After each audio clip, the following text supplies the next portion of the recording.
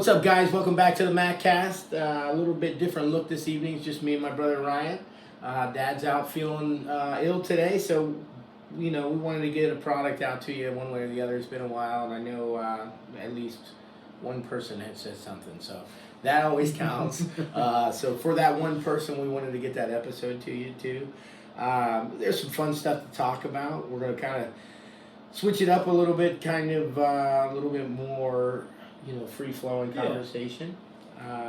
Something different, not so stuffy. We're going to try to just improve, and hopefully it goes from there. Okay, so a couple things to talk about tonight. We were just discussing before we started recording that Halloween's right around the corner. There's a Halloween parade in our area in Dover. It's what'd you say, it was Thursday night? Wednesday night. Wednesday night, so that's kind of exciting. And then it brought up, candy bars, our top 3 candy bars.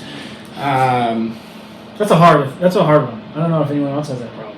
What, picking one? I think picking just one is probably the hardest. I could pick 3. I just naming my top 3. If I could only have 3, those 3 would probably be Snickers, Reese's, and the caramel bar. Okay. You know what I mean? That's a good one. Yeah. In that order, or? That's a very good question. I don't know. I'd have to, if I had, I'd take one of either of those 3. So it's like if you had those 3 and you had to choose one to never have again. Yeah. Well, I'd probably go Snickers all the way. But I'm a fun size guy. Okay. So most of my candy bars come about this. Not that I don't eat a full candy size bar or candy bar size by the time I'm done, but it's always a different, I like the choice. I like the choices. So I go with the variety bag and I'm all right there. Plus that's what I would use in the classroom, and so that works out. Well, I think that is typically the best Halloween size to give out to kids. If anytime you see someone giving out the large size, you go crazy. Well, the large size, you could get those in the nicer neighborhoods. You know what I mean? The off-brand candy bars were more on my street back in the day. So yeah, those 3 would be mine. What did you say yours were? In no order, I'd have to say Reese's. But Reese's, I like the fast breaks. Okay. Those, for some reason, I just and they have a little Reese's piece. They have a little bit of crunch to it. That's probably my favorite. Okay. Second, probably Snickers. I do like the Snickers, but for some reason, I'm an off-topic kind of guy. I like not the brownie kind, but it's the peanut butter one. Snickers peanut butter. It's in a yellow. Jeez. I didn't even know they made that. That sounds good. They make so many different kinds. And then I'd say third, probably. I'm a big Kit Kat guy. I know it's just a bland, crunch kind of chocolate, but Kit Kat's pretty good. Kit Kat's probably. There's nothing wrong with chocolate wafer. I'm a big gummy bear guy. I do like my sweets. So I love gummy bears. I'm afraid I'm getting this, colonoscopy and whatever, and I'm afraid the doctor's gonna be like, "Hey, Mr. McClellan, so how many gummy bears would you say you consume?" Because there's a huge blockage. That's what's causing all the problems. We got to go in and get out a couple gummy bears. On Friday nights, I usually like to have a bag or 2 gummy worms or gummy bears, depending on what the selection is available. Mm-hmm. I'll make special trips to stores for where I know that they'll sell the white bag of Albanese gummy bears. Mm-hmm. I'm a big fan of them. So, all right. Well, we had an exciting weekend in high school football. Oh, it was rivalry week. Yeah. We had the 121st. I think so. I believe so. Of Dover and Philly. We were both there. Yeah. That was awesome. So was Travis? Travis was there, our cousin. Shout out to Travis. Yeah, and so was Travis was doing the radio and the play-by-play on WJR, you said? So he did the WJR Dover's version. Uh-huh. Almost like the Peyton Manning and Eli Manning podcast. Okay. They were on the opposite side, on Dover's side. They were calling it different version of the game. Okay. What they thought through their eyes. Yeah. Did you listen to both? No, I listened to my guys, of course. Yeah. I just didn't know if you've gone on back the Philly side. Sometimes I'll go back and hear. I have it. I need to look back into the archives and listen, because I like listening to myself. Yeah. I mean, I think last Friday was my best game that I had put out as a sideline reporter. So I guess I always look for improvement. That's good. Yeah. Well, even like these podcasts, every time I watch them, I'm like, you're stupid. I move too much. I over talk sometimes. So I think that's what you find out about yourself by doing it. But yeah, it was a great game. Obviously, a great game for the Quakers. Dominating performance, I feel. Big game. Start to finish, Yeah. I said it before the game started. I said, this is going to be Coach Johnson's best game of the year, and yeah, showed. He definitely had. He made some really great calls. I mean, he really did. And kids stepped up. I mean, yeah, I've been talking about Keaton Foss all year long, and again, just the senior moments that come out where he reaches the ball over. Yeah, those are the things that make a difference in games, and he did it there in the end zone, and he did it there for the first down again later in the game. So true. And Keaton's just a very smart, special kind of kid for Philly. In high school football, I mean, there's a lot of X's and O's, that's for sure. I mean, I told you about how the guys are pretty much 7 days a week, you know, and they spend 4 or 5 hours a day just, in the coach's office. So it's a grind, and it is a lot of X's and O's, but sometimes it just comes down to Jimmy's and Joe's. Sometimes. And those Jimmy's and Joe's, I think, were better than Dover's Jimmy's and Joe's, at least in Friday night's game. Now, I was a little... I wasn't sure what Dover was going to bring because they had put together some impressive wins, I think, especially there in the stretch, those 4 in a row that they won. Well, so did Philly. So did Philly, yes. They put 4. They both came to the game. Both fought a 4-game win streak. Yeah, absolutely. I just didn't expect Dover to do as well, considering some of the massive injuries that they suffered. So I was very impressed that they were able to continue putting wins together, and I wasn't sure, but man, it was fun to be there. So don't want to drive that into the ground too much, but it was a special moment, especially for the whole family. And there's a lot of other things that are involved in high school football, as far as the kids in the band, the kids that do the show, halftime show. It's a big deal, and it's very special for our area to have a community and 2 communities that come together for the kid. Yeah, they played the opening national anthem together. Yeah, that was pretty cool too. Yeah, 2 bands come together. So there was a lot of great stuff going around all over, and then obviously past players, past students come back. And it's cool. So Garaway had a surprise up on the hill. Yeah, at home, they played one of their rivals, Ridgewood. It's always a tough battle from what I've always heard. Yeah, I've got family. My wife went to Garaway, so she's told me some stories about Ridgewood and how it's a battle every time they face each other. Mm-hmm. I mean, both teams were hot. Garaway was 8-1, and Ridgewood was 8-1. Yeah. Both had got beaten in Indian Valley in the IVC, but man, look at those 3 juggernauts. And then if you look at the other side of the IVC, you've got Malvern who went 9-1, but lost to I think Indian Valley as well. Yeah, I don't know how you beat that Indian Valley team. That's pretty impressive, and shout out to them. I mean, they're the only undefeated high school team in the area, right? Yes. Yeah. So Indian Valley, only undefeated team in the area, which is it's special for any team that goes undefeated.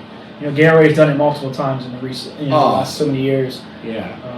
I believe Ridgewood's done it too. When Coach Slusher's had some really good teams there. Sure. Yeah, I like that guy too. He does a good job on radio. Your radio station's a little biased. They talk to him all the time.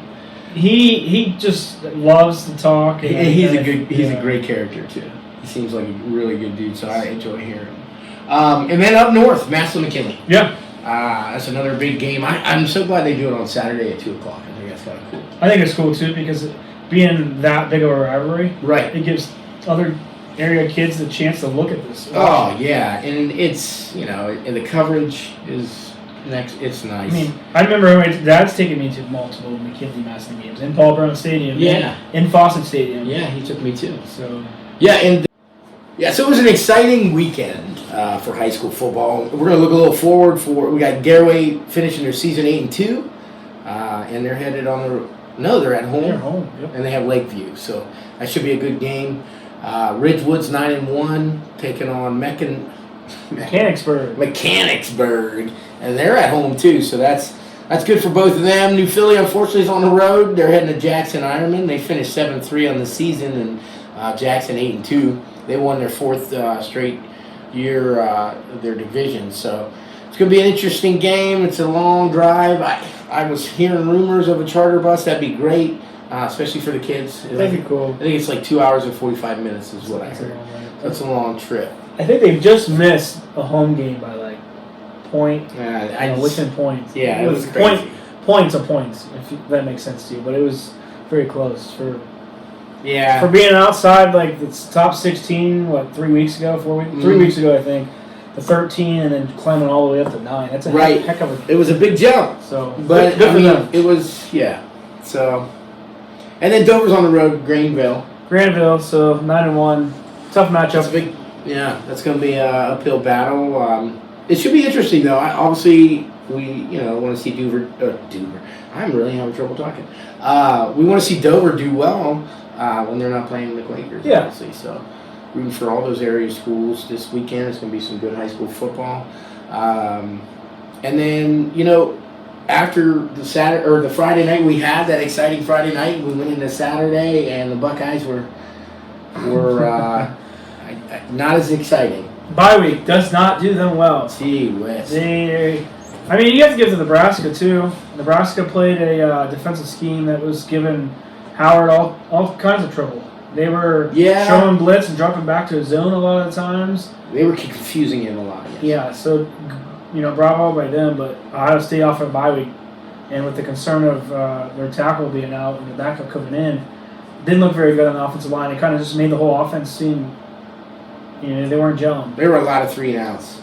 Yeah. From what they were producing, the first half the season so far, to what they put up against Nebraska, who Indiana put over 40 on them. It kind of made me a little worried. Well, and that's kind of what made me lead more towards the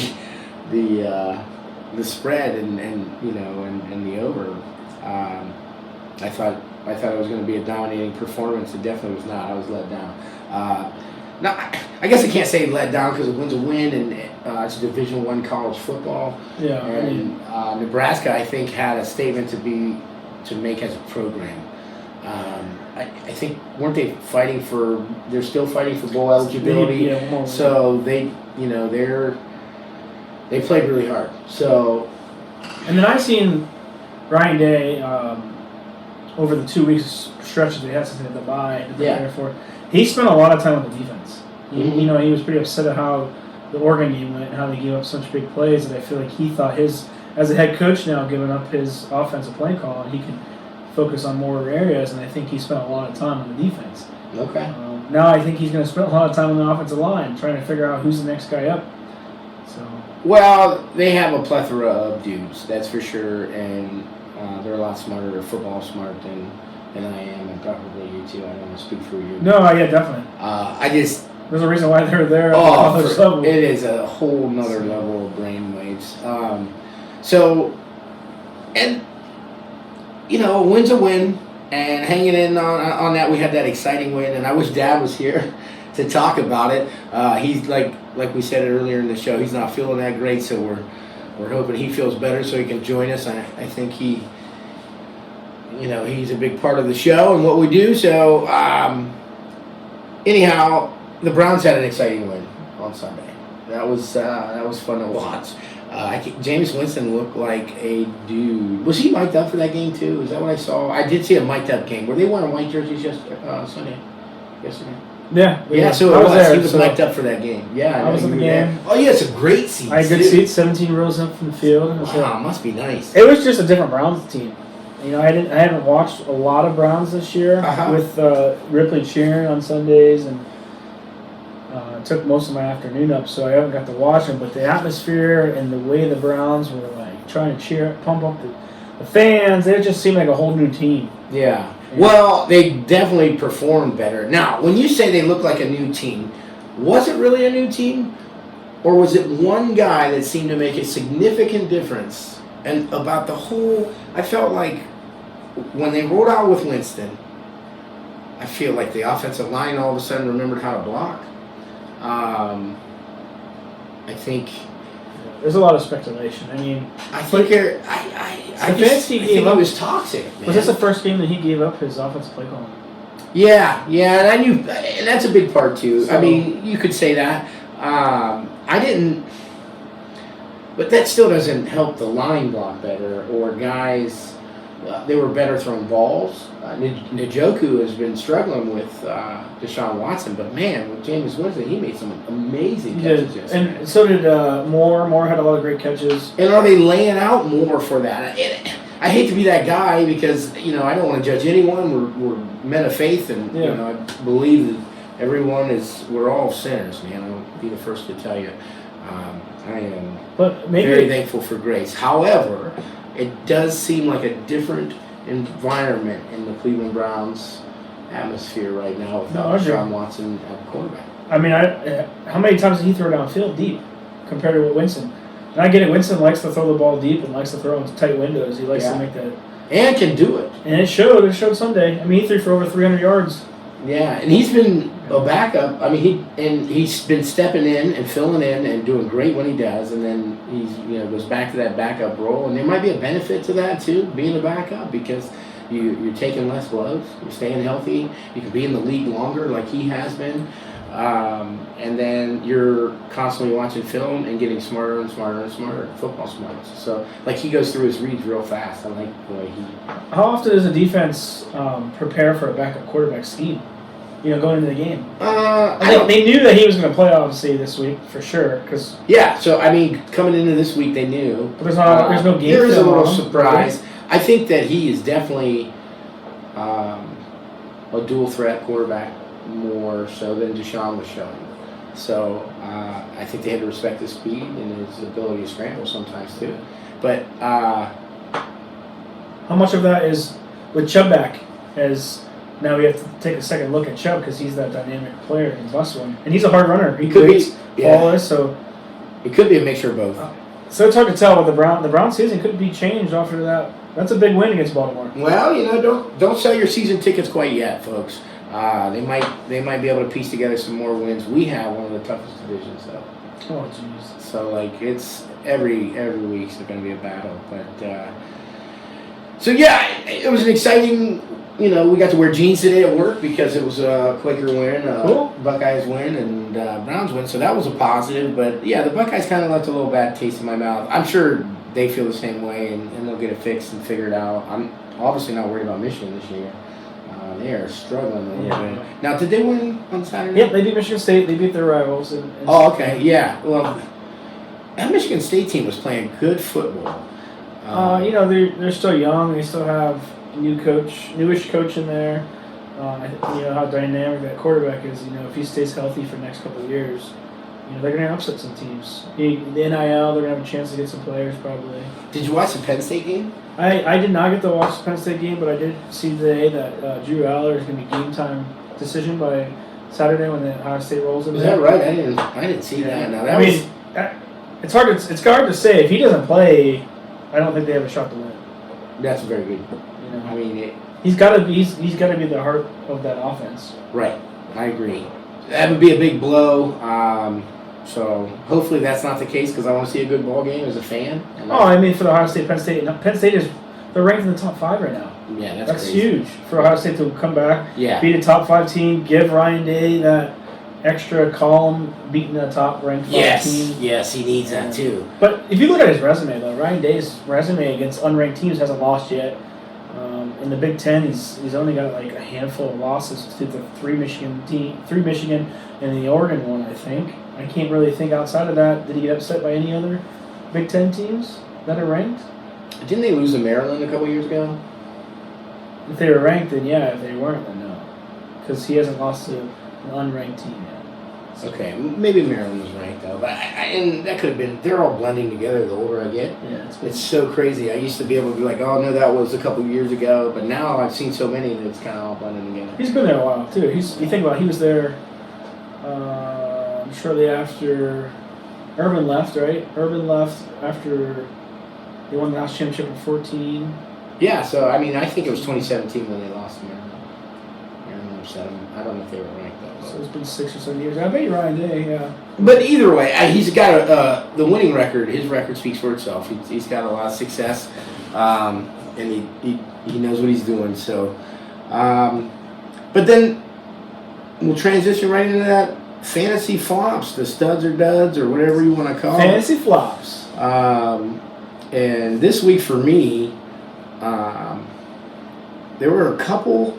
I had a pretty good week in fantasy in most of my leagues, and I was happy about that. But I'm sure I made a trade. So, anyways, Brees Hall is my flop. He was Flop? a little, yeah. He had like 80 yards, and that was about it. So, and that was a disappointing outing for me. You know, and I'm sure a lot of other fantasy owners, because that's a workhorse you usually expect to put up. I think the whole offense with Devontae Adams, I've got him and him being out this week, and even Wilson didn't really perform too much. I think A-Rod was one of my flops this week. Yeah. I mean, he continues to What is going be a on? question mark. What is going on over there? They played, they look good, and then the last couple of weeks, not so good. And I thought with Devontae coming there, I thought there was going to be a reunited. You know, and they were like, Devontae stayed at Aaron Rodgers' house, and he was eating dinner, and so I was thinking, man, they're going to click like they used to. Maybe they eventually will. Maybe it takes a little bit more than what I was thinking, but I mean, a route's a route, dude. You know. Yeah, I mean, the chemistry though has got to be. The timing might be off. The timing, yeah. I don't know. I don't want to make excuses for multi-millionaires, but at the same time, you know, you'd like to see a better product. I was excited there for a little bit for the Jets, but I think it might be in the making, my man. So, all right. Well, with that being said, that pretty much wraps up our show. We just wanted to make sure we got an episode out there, let you know that we're still working. So the haters have not succeeded yet. We're going to continue pushing through, and we appreciate you subscribing, hitting that like button. We're going to continue doing this, and again, it's really just more for us and family. Yeah. So we hope you enjoyed it as much as we did, and we'll see you next time.